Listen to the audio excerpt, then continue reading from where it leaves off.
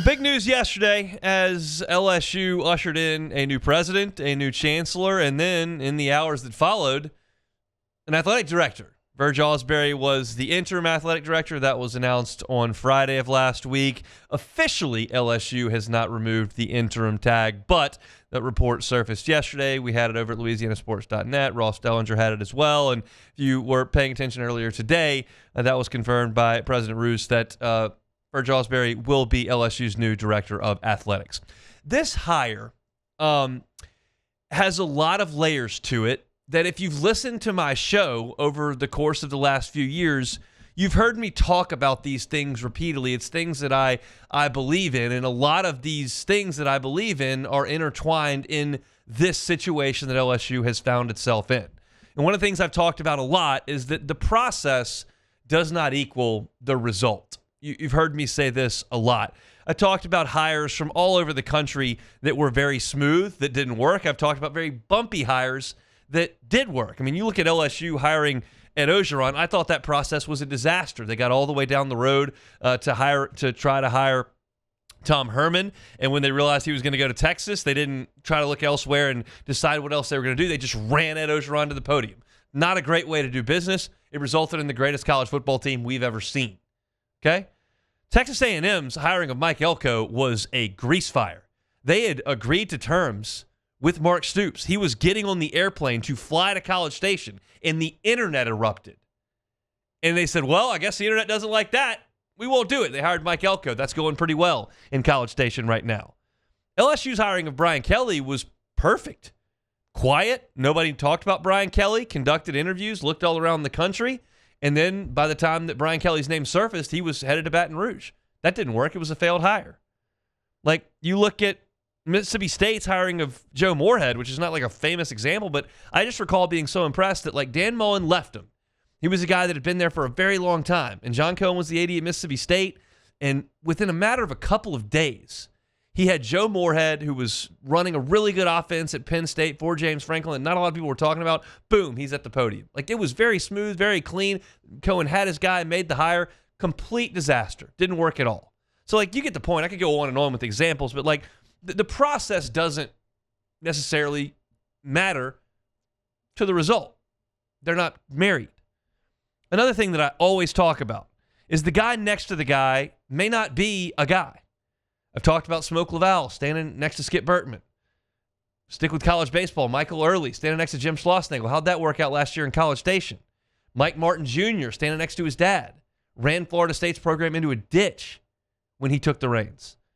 I mean, just another example, like in Oregon. Chip Kelly was a high-flying offensive savant at Oregon. They were doing things no one had ever seen offensively, and he stepped away.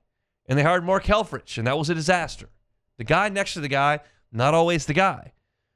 Another thing that you hear me talk about a lot is I like people that care about LSU. Like, that means something to me in certain situations. And in all of those, like, things that I believe in and things I've talked about in far different situations that don't have anything to do with LSU's athletic director, I've said those time and time again. And I thought about those yesterday when this announcement was made. Like, I don't like this process. I don't like the process that put Verge Ausberry in this position. And I'm going to talk about Verge in a second, but I don't like this process.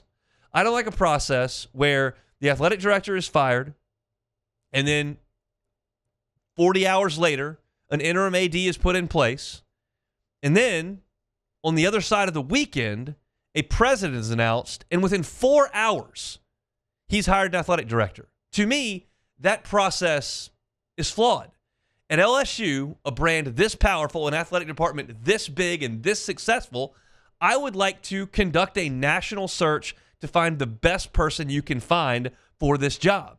That's my opinion. It's the same feeling I have about Duke's basketball program, North Carolina's basketball program. I didn't like their hires of John Shire and Hubert Davis. They just kind of hired the next guy.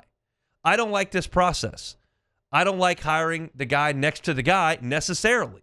It's not always a bad decision. It may not be a bad decision in this case, but I do think that it's just taking the shortcut. It's just aiming for immediate stability, not the best guy.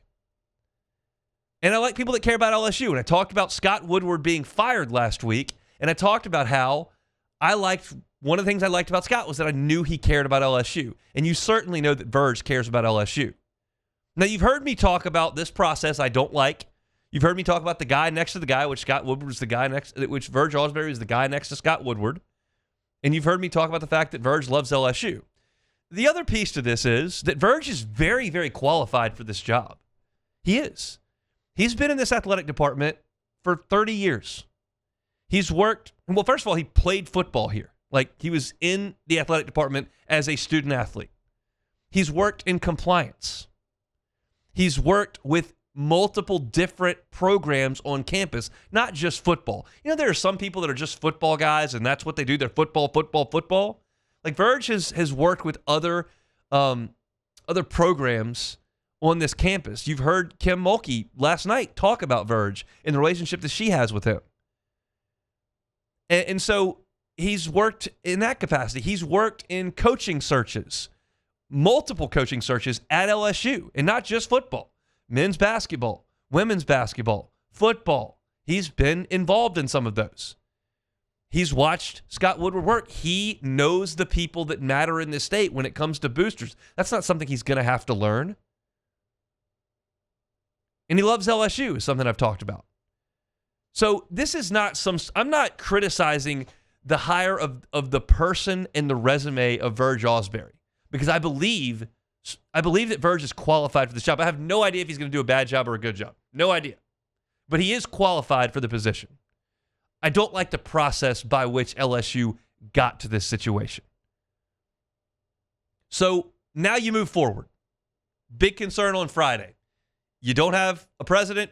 You don't have an athletic director. You don't have a football coach. Okay. You've got a president and a chancellor now. And you've got an athletic director. So now LSU is in a much better situation on Wednesday of this week than Thursday of last week. You're in a better position to go hire a football coach. Now, we'll see as things come out and this process unfolds how much LSU believes is convicted in these hires and how much they did this so that they can better hire a football coach. Because the football coach on that campus is a very, very important position.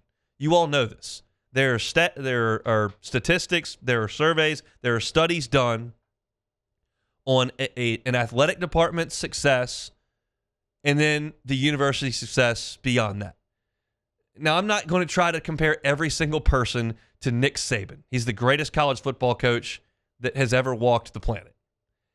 But undoubtedly, the University of Alabama flourished as that football program took off and became a machine. And so you understand that hiring a football coach is important, not just to the fans who pack Tiger Stadium, not just to the alumni across the state. It's important to the university. You can have a great university without a good football team, of course. But when you're at this part of the country in a university like LSU that's a state school in the South, like, it's important to have a really good football coach. And I'm confident that that's considered when people at LSU are making decisions. To put a bow on this, I don't like the process that got LSU to this spot. I don't like the way things were handled last week.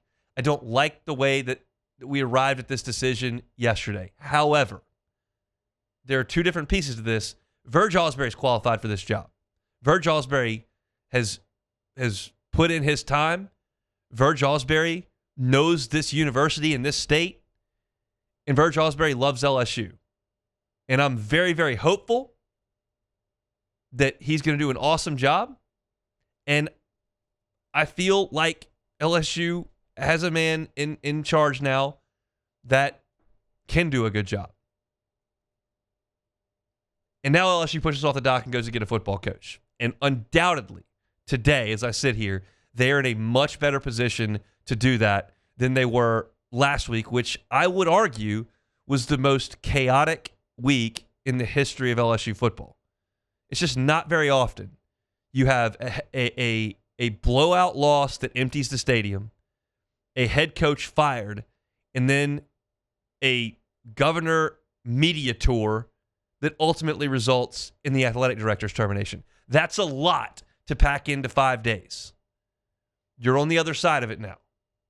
You've got that word that everybody uses, alignment, and it's time to go out and hire a football coach. Everyone kind of knows their role now, where I don't think really anybody knew his or her role middle of last week, and you've got to go make the best decision possible. Verge Ausberry is going to be in charge of making that decision. I'm behind him. I hope it is a great one. Verge Ausberry, the new athletic director over at LSU. Hey, thanks for watching Hunt on LSU. Before you get out of here, do us a couple of favors. Hit that like button, leave your comments below, and subscribe to the channel for all your Fighting Tiger football talk. See you next time.